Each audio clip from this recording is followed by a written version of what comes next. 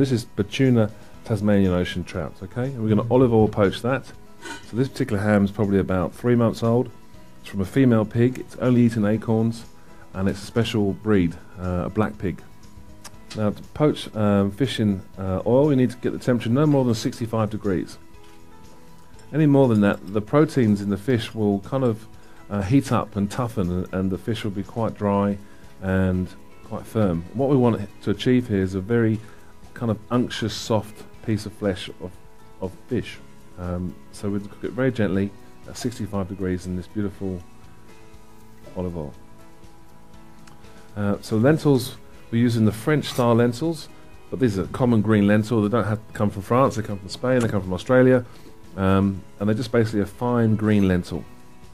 And they've been cooked simply in some water with some seasoning and some aromatics like a bunch of rosemary or a bunch of thyme. So then the lentils are already cooked. Get our oil nice and hot. Now normally we'd add to the oil some aromatics like, so what goes well with fish? Or lemon. Lemon's delicious with fish. Salmon's a rich oily fish, you need acid, so we put some lemon in the oil to help the flavour profile of the fish. We also add a little bit of garlic as well. A couple of slices of garlic. And we'll add some chilli. You think Spain, you think hot, you think spicy, you think chilli. So we'll add some chilli to our fish as well. Just split the chilli. And a few herbs. A little bit of marjoram there.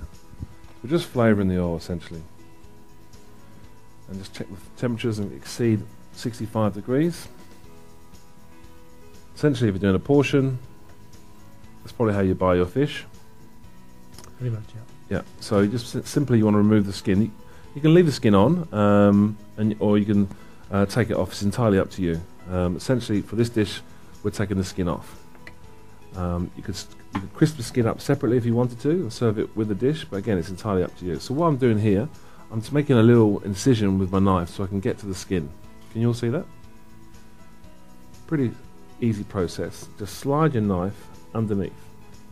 Hold your skin with the other hand, and just with this hand pull away and leave your knife angled towards the skin. Not too much, you go straight through, and just slide it under. And it has to be an extremely sharp knife, of course. Yes, that does help. The bloodline's got an unpleasant flavour. Tastes quite earthy. So remove that carefully. Again, just using your knife just to gently take away the bloodline. And that's the sort of tan-coloured bit. Yes. Same on the other side. Again, just remove that bloodline.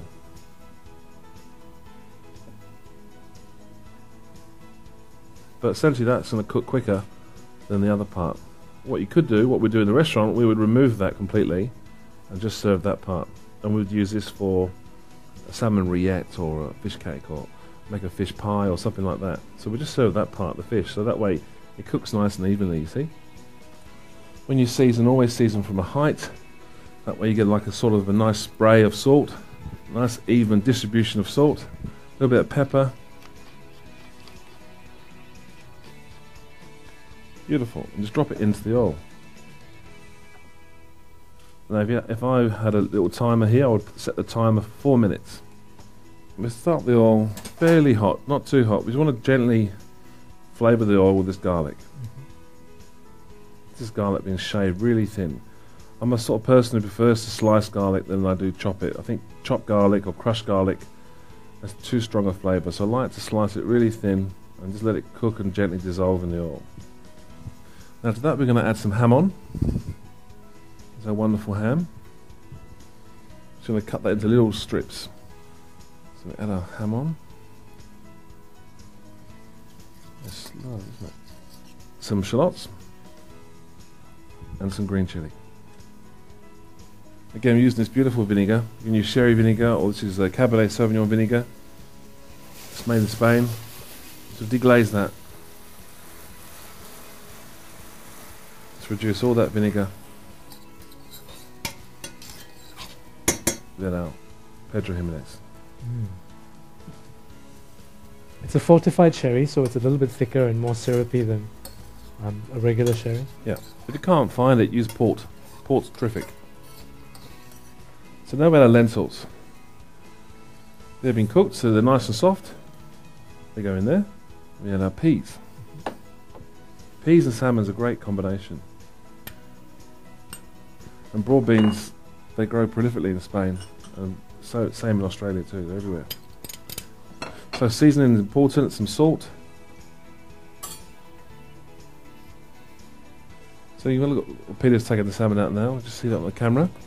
You can see it almost like it's medium rare, almost. The protein is just set. It's like a medium rare steak. So add some mint to the peas. Just another layer of flavour. Alright, so we need a serving plate, gentlemen. To this dish we're going to add some fried jamon as well, which is basically the ham we had earlier. And we just pan fried it so it's gone really crispy as well, okay? Just moisten it with a bit more olive oil.